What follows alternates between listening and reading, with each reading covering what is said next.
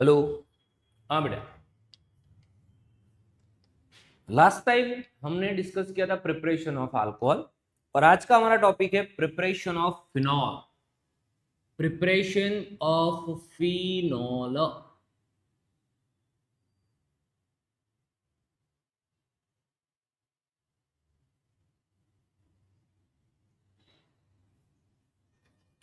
Okay, तो phenol की preparation में टोटल 4 रिएक्शंस है। टोटल 4 रिएक्शंस है और ज्यादातर रिएक्शंस हमने पढ़ लिए हैं कहीं ना कहीं। नए रिएक्शंस बहुत ही कम है, तो ध्यान रखना है। फर्स्ट इज डाउ प्रोसेस।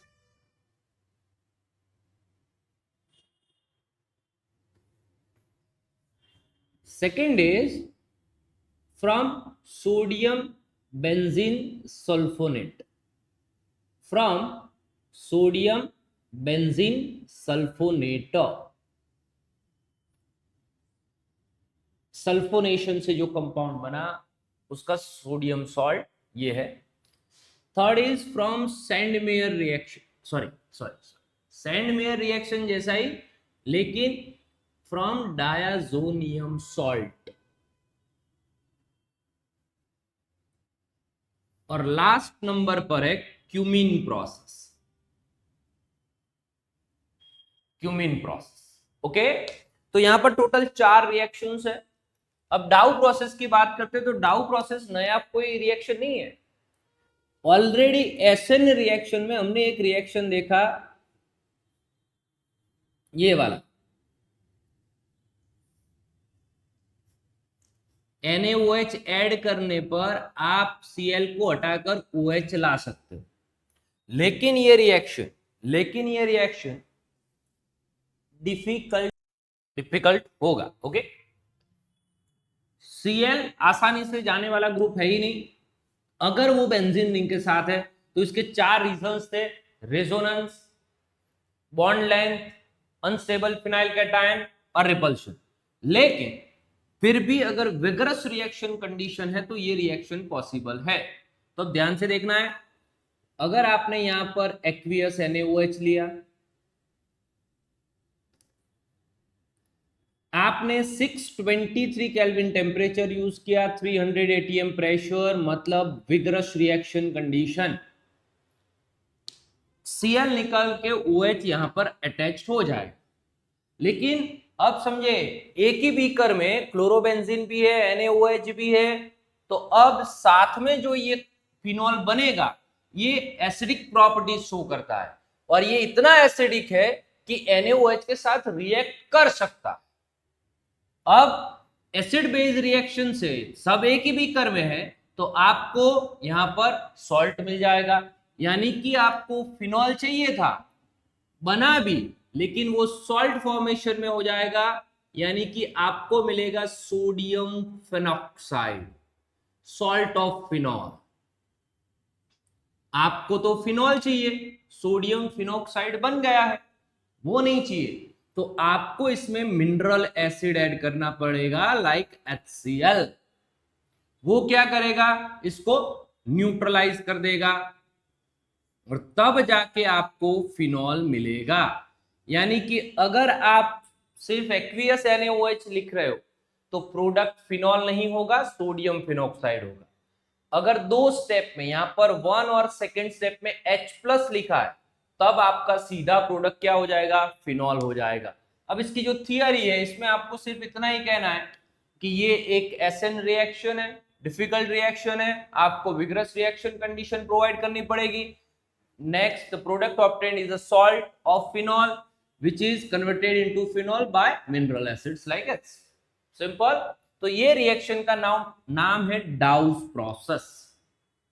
यहां तक सिंपल है, समझ में आ जाता है। ओके, अब दूसरा मेथड, फिर से टोटल 4 रिएक्शंस है फिनॉल के प्रिपरेशन में। पहला है डाउ प्रोसेस, दूसरा है फ्रॉम सोडियम बेंजीन सल्फोनेट, तीसरा है डायजोनियम सॉल्ट से रिलेटेड, जो सैंडमेयर में था उसी टाइप का रिएक्शन है, थोड़ा सा चेंज होगा, और उसके बाद आएगा क्यूमीन प्रोसेस। चलो ठीक है, ओके, एक ये हो गया। अब आता है फ्रॉम सोडियम बेंजीन सल्फोनेट। मैंने रिएक्शन की शुरुआत की बेंजीन से। अब अगर मुझे बेंजीन सल्फोनिक एसिड बनाना है, बेंजीन सल्फोनिक एसिड बनाना है, बेंजीन सल्फोनिक एसिड बनाना है, तो सल्फोनेशन होगा। और ये बेंजीन की नोन ईएसआर है, इलेक्ट्रोफिलिक सब्स्टिट्यूशन रिएक्शन। और इसका रिएजेंट कौन है? ओलियम है, या फिर फ्यूमिंग H2SO4 से भी काम चल जाएगा, यानी कि हाईली कंसंट्रेटेड H2SO4। ओलियम की जगह पर आप H2S2O7 लिख सकते हो, या फिर H2SO4 प्लस SO3। तो इन शॉर्ट आपको मिला यहां पर BSA, बेंजीन सल्फोनिक एसिड। अब आपने क्या किया, इसका NaOH के साथ रिएक्शन करवाया और हीट किया। अब ध्यान से समझे, ध्यान से समझे, यहां पर जो SO3 है, जैसे डाइजोनियम सॉल्ट अगर आपको याद है जो कि यहां पर बनने वाला है, वो ये था। इसमें जो N2 है वो इंडिपेंडेंट एग्जिस्टेंस शो करता है, मतलब अलग रह सकता है। यहां पर SO3 भी अलग रह सकता है। बेंजीन ऊपर COOH में कार्बोक्सिलिक ग्रुप में CO2 भी अलग जा सकता है, क्योंकि वो सब इंडिपेंडेंट एग्जिस्टेंस शो करते हैं, स्टेबल है। यानी ये बहुत ही अच्छा लिविंग ग्रुप है, आराम से यहां से निकल जाएगा। They are best leaving groups. तो वैसे ही यहां पर ये भी एक अच्छा लिविंग ग्रुप है। उसकी जगह पर रिप्लेस होगा OH, उसकी जगह पर आ जाएगा OH, यानी प्रोडक्ट हो जाएगा फिनॉल। लेकिन सेम दिक्कत यहां पर होगी, जैसे फिनॉल बनेगा, बीकर में NaOH था तो वो न्यूट्रलाइज हो गया। सेम यहां पर OH सब्स्टिट्यूट होगा, फिनॉल बनेगा, लेकिन बीकर में NaOH है, तो phenol acid, NaOH base, acid base neutralization, और आपको मिल जाएगा क्या? ONA। अब आपको सोडियम फिनोक्साइड तो चाहिए नहीं, तो आप एक काम करिए, वापस से इसमें H+ ऐड कर लीजिए। तो मैं इस रिएक्शन में 2 स्टेप दिखा रहा हूं, ध्यान से देखें। फर्स्ट स्टेप NaOH और हीट, और सेकंड स्टेप में H+। ये दूसरे स्टेप में, जब फर्स्ट स्टेप का प्रोडक्ट बन जाए उसके बाद सेकंड स्टेप का रिएजेंट ऐड होगा, और इसीलिए अब सीधा प्रोडक्ट होगा फिनॉल, सीधा प्रोडक्ट हो जाएगा फिनॉल, सीधा प्रोडक्ट हो जाएगा फिनॉल।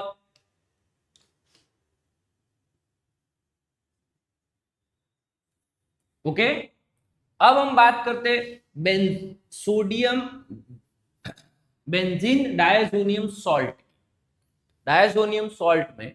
तो आपको ये पहला जो है वो रिएक्शन सैंडमेयर का जो पहला पार्ट था, ओरिजिनली वो सैंडमेयर नहीं था, सैंडमेयर करवाने के लिए आपको डाइजोनियम सॉल्ट चाहिए, इसीलिए मैंने यहां पर रिएक्शन शुरू की एनिलीन से। चलो क्लियर, एनिलीन का मैंने NaNO2 प्लस HCl से रिएक्शन करवाया, इसका टेम्परेचर 273 टू 278 के रखा, क्योंकि हायर टेम्परेचर पर डायजोनियम सॉल्ट्स कभी भी स्टेबल नहीं होते। इस रिएक्शन का नाम है डायजोटाइजेशन। ये सैंडमेयर वाले पार्ट में भी कॉमन था, और प्रोडक्ट बना N2 प्लस Cl-। इसका करेक्ट स्ट्रक्चर आपको मिल जाएगा कहां से? सैंडमेयर में मैंने वहां पर पूरा स्ट्रक्चर बनाया था, N ट्रिपल बॉन्ड N, उसके ऊपर लॉन पेयर, और नाइट्रोजन के ऊपर प्लस चार्ज, क्योंकि उसके 4 बॉन्ड बनने वाले। इसका नाम है बेंजीन डायजोनियम क्लोराइड। अब जब बेंजीन डायजोनियम क्लोराइड को वार्म करेंगे, क्योंकि ये रिएक्शन वापस से रिपीट होगी अमाइन चैप्टर में, अगर इसको सिर्फ वार्म करेंगे आप,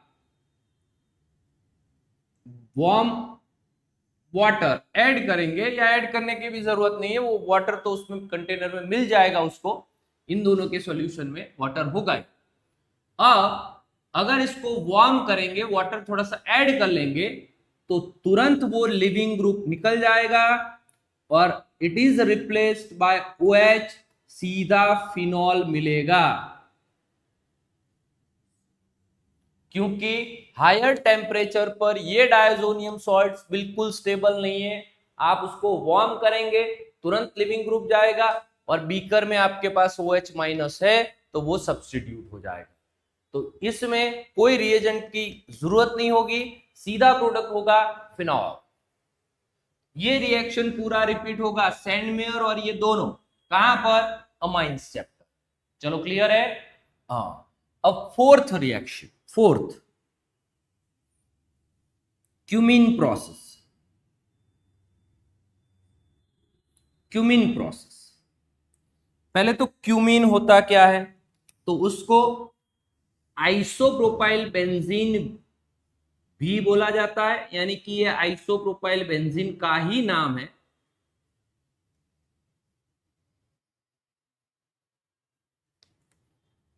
आइसोप्रोपाइल बेंजीन कैसे बना, तो बेंजीन प्लस फ्रीडल क्राफ्ट।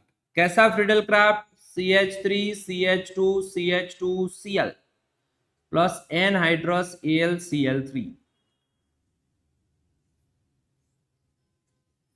आपको लगेगा कि सर एक मिस्टेक हो गया है, क्या, आपने Cl यहां पर लगाया, ये निकल जाएगा, प्लस बनेगा, इलेक्ट्रोफाइल, तो ये प्लस अटैच होना चाहिए, प्रोडक्ट मिलना चाहिए N प्रोपाइल बेंजीन।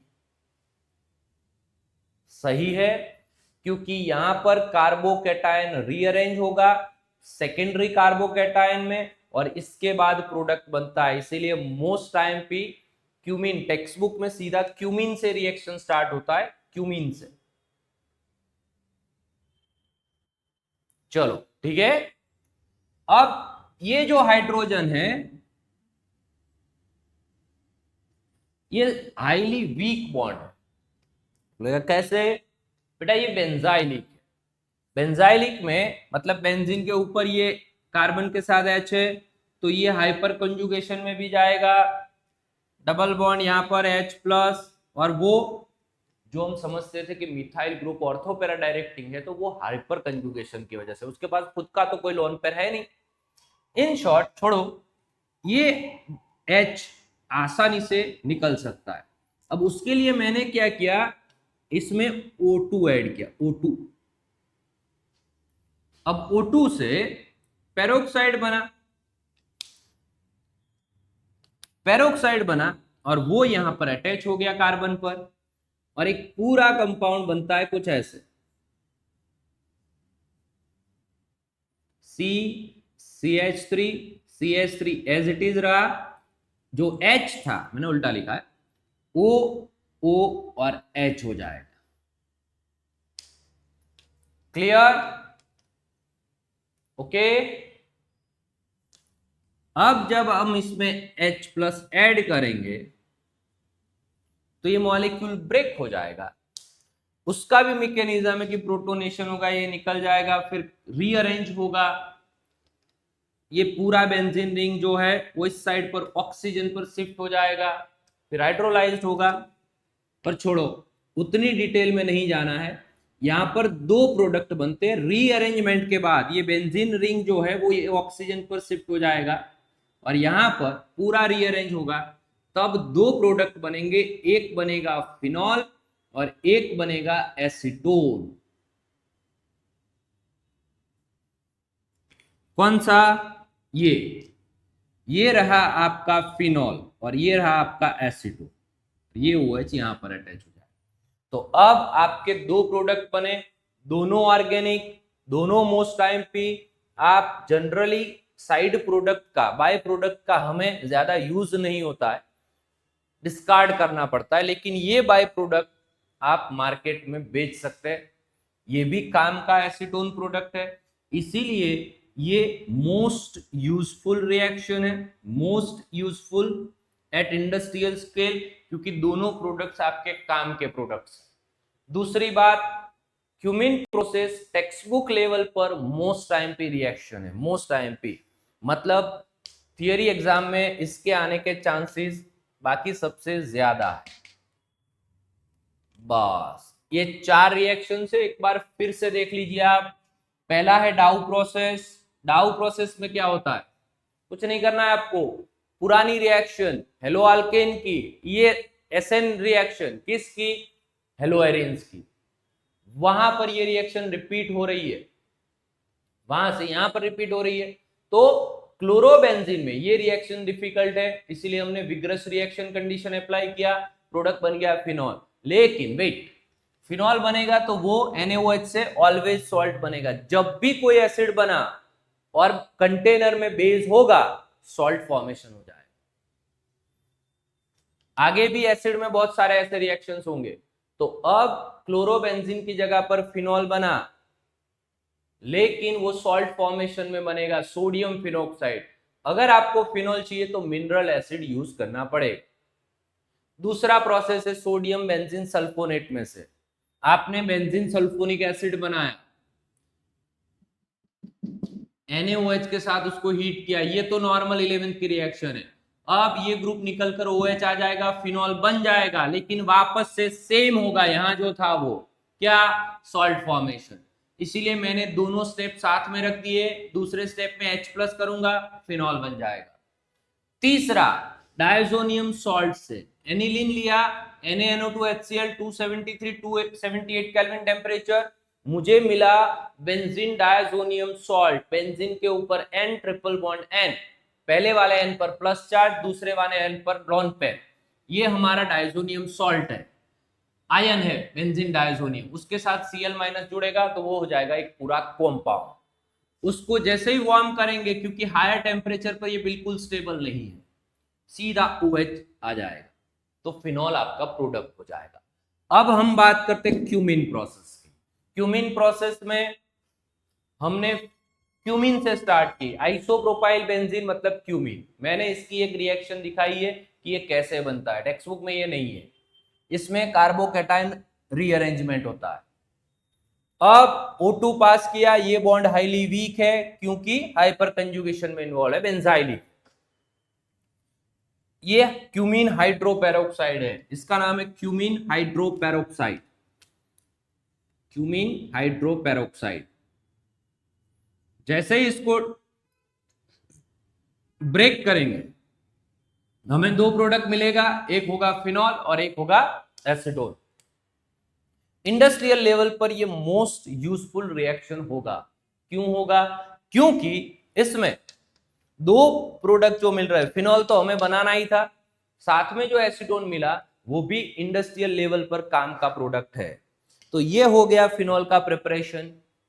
अब हम बात करने जा रहे हैं नेक्स्ट टॉपिक की, वो है फिजिकल प्रॉपर्टीज। क्लियर? तो एक बार ध्यान से देख लेना है आपको। रिएक्शंस तो बेटा 3 4 5 10 15 20 बार आप लिखेंगे, तब आपको इंस्टेंट, जब कन्वर्जन्स आएंगे तब इंस्टेंट आपको रिएक्शंस याद आने चाहिए। ये तभी पॉसिबल है जब आपकी प्रैक्टिस बहुत अच्छी है। एक बार में समझ में तो आ जाएगा, लेकिन जब जरूरत होगी रिएक्शंस याद नहीं। ओके, तो अब हम बात करते हैं फिजिकल प्रॉपर्टीज।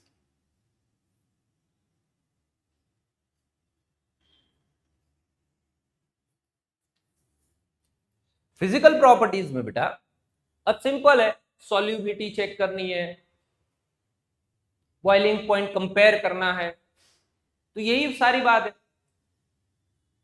जनरली क्या होते हैं कि इनिशियल मेंबर गैस होते हैं, फिर लिक्विड होते हैं, फिर सॉलिड होते हैं।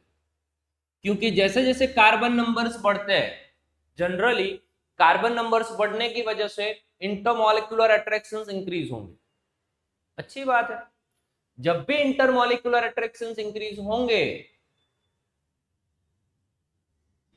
वहां पर वो सॉलिड से मतलब गैस से लिक्विड में आएगा, एक लेवल से ज्यादा इंटरेक्शंस हो गए, और ज्यादा हो गए तो वो सॉलिड बन जाएगा। लेकिन वाटर की तरह इसमें भी एक स्पेसिफिक इंटरेक्शन होती है। इसमें मतलब किस में? एल्कोहल्स, फिनॉल्स में। एल्कोहल में एक इंटरेक्शन बहुत ही अच्छा है, वो है hydrogen bonding, inter molecular hydrogen bonding. और इसीलिए फर्स्ट मेंबर से ही ये लिक्विड होना स्टार्ट हो जाता है। जैसे वाटर है, वाटर का मोलर मास कोई इतना बढ़िया नहीं है, 18 ग्राम पर मोल है, लेकिन उनके इंटरमॉलिक्यूलर अट्रैक्शंस उतने स्ट्रांग है, इसीलिए वो स्मॉल मॉलिक्यूल होने के बावजूद भी लिक्विड फॉर्म में एग्जिस्ट करता है। उसी तरह मिथेनॉल भी लिक्विड फॉर्म में है, आगे इथेनॉल भी लिक्विड है, और जैसे जैसे नंबर्स बढ़ेंगे वो सॉलिड होते जाएंगे। उसका रीजन है ये कि आपके पास जब भी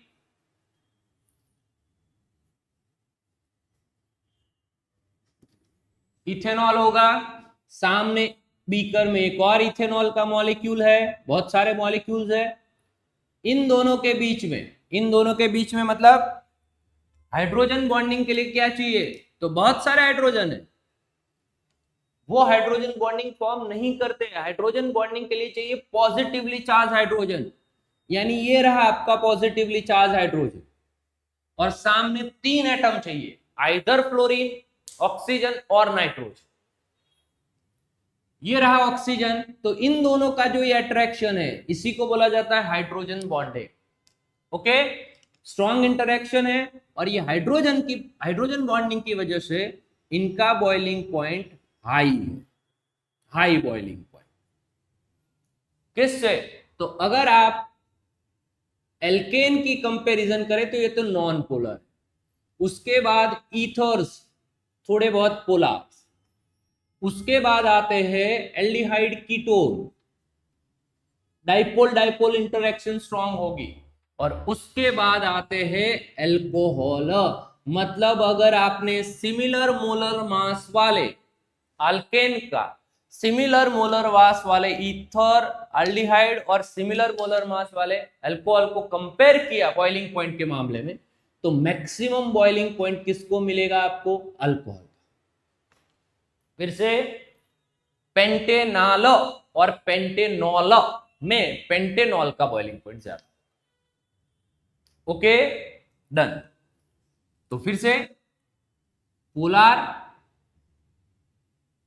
एंड H+ की वजह से, तो या फिर हाइड्रोजन बॉन्डिंग की वजह से क्या मिल जाएगा आपको? High boiling point. क्या मिल जाएगा? High boiling point. चलो यहां तक क्लियर? बढ़िया। अगर कार्बन नंबर इंक्रीज हुए, कार्बन नंबर इंक्रीज होंगे, इंटरमॉलिक्यूलर अट्रैक्शंस बढ़ेंगे, मॉलिक्यूल की साइज बढ़ेगी, बॉइलिंग पॉइंट इंक्रीज होगा। कार्बन इंक्रीज करेंगे तो बॉइलिंग पॉइंट क्या होगा? इंक्रीज होगा। कार्बन इंक्रीज करेंगे तो बॉइलिंग पॉइंट क्या होगा? इंक्रीज होगा। पेंटेनॉल का बॉइलिंग पॉइंट ब्यूटेनॉल से ज्यादा, ब्यूटेनॉल का बॉइलिंग पॉइंट प्रोपेनॉल से ज्यादा, प्रोपेनॉल का इथेनॉल से ज्यादा, और इथेनॉल का मिथेनॉल से ज्यादा। अगर हम ब्रांच इंक्रीज करें, ब्रांच, ओके, ब्रांच इंक्रीज करें तो बॉइलिंग पॉइंट जो है वो कम हो जाता है। सब में यही होता है, इसीलिए ब्यूटेन 1 ऑल और ब्यूटेन 2 ऑल और फिर ये सबका मोलर मास सेम, लेकिन जो बॉइलिंग पॉइंट का ऑर्डर है वो इस हिसाब से आएगा। ज्यादा ब्रांचिंग, यहां पर ब्रांच नहीं है, यहां पर एक ब्रांच हम समझ सकते हैं, यहां पर 2 ब्रांच, तो जितना ज्यादा ब्रांच होगा intermolecular attractions, contact surface, surface area कम होता जाएगा मॉलिक्यूल्स के बीच का, और इसीलिए बॉइलिंग पॉइंट रिड्यूस हो जाएगा। ये हर बात, मतलब in all functional group this is the pattern. जब भी आप बॉइलिंग पॉइंट की बात कर रहे हो तो ब्रांच बढ़ाएंगे, बॉइलिंग पॉइंट कम हो जाएगा। चलो क्लियर। अब वाटर सॉल्युबिलिटी की बात करें तो इथेनॉल वाटर सॉल्यूबल है, क्यों है भाई?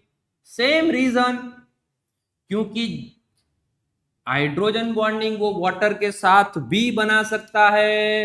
ये रहा आपका पॉजिटिवली चार्ज हाइड्रोजन, और ये रहा आपका हाइड्रोजन बॉन्डिंग ऑक्सीजन, इसके साथ हाइड्रोजन बॉन्डिंग बनेगा। ये हाइड्रोजन किसी और ऑक्सीजन वाटर का, उसके साथ हाइड्रोजन बॉन्डिंग बनाएगा। तो फिजिकल प्रॉपर्टीज यहां पर बहुत सिंपल है अल्कोहल की। इसमें एक बात कॉमन है, एल्कोहल्स में इंटरमॉलिक्यूलर हाइड्रोजन बॉन्डिंग की वजह से बॉइलिंग पॉइंट बाकी सब फंक्शनल ग्रुप की कंपेयर में बहुत ही ज्यादा है। कार्बन बढ़ेंगे तो ब्रांच बॉइलिंग पॉइंट इंक्रीज होगा, ब्रांच बढ़ेगी तो बॉइलिंग पॉइंट ऑब्वियसली डिक्रीज होगा। डन। फिनॉल है तो फिनॉल भी वाटर सॉल्यूबल है, क्योंकि फिनॉल भी हाइड्रोजन बॉन्ड के साथ वाटर के साथ हाइड्रोजन बॉन्ड आराम से बना सकता है। फिनॉल में भी आपको दिख जाएगा पॉजिटिवली चार्ज हाइड्रोजन भी है, ऑक्सीजन भी है, तो ऑब्वियस बात है वाटर के साथ हाइड्रोजन बनाना, हाइड्रोजन बॉन्ड बनाना बहुत इजी। ये रहा आपका हाइड्रोजन बॉन्ड, इसीलिए सॉल्युबिलिटी तो उसकी भी मिलेगी। लेकिन जैसे जैसे फिर कार्बन बढ़ते जाएंगे सॉल्युबिलिटी कम होती जाएगी, क्योंकि कार्बन की जो चेन होती है वो नॉन पोलर होती है। इसीलिए वो नॉन पोलर चेन का जब इंपैक्ट एक लेवल से ज्यादा हो जाएगा फिर वो वाटर सॉल्युबिलिटी छोड़ देगा, सॉल्युबल होना बंद कर देगा। तो ये कॉमन चीज है, फिजिकल प्रॉपर्टीज में कुछ नया नहीं है, लेकिन आईएमपी है, एग्जाम पॉइंट ऑफ व्यू आ सकता है। तो हमने आज दो टॉपिक डिस्कस किए हैं, एक है फिनॉल की प्रिपरेशन और एक है physical properties. Okay, thank you, यहां तक रखते हैं।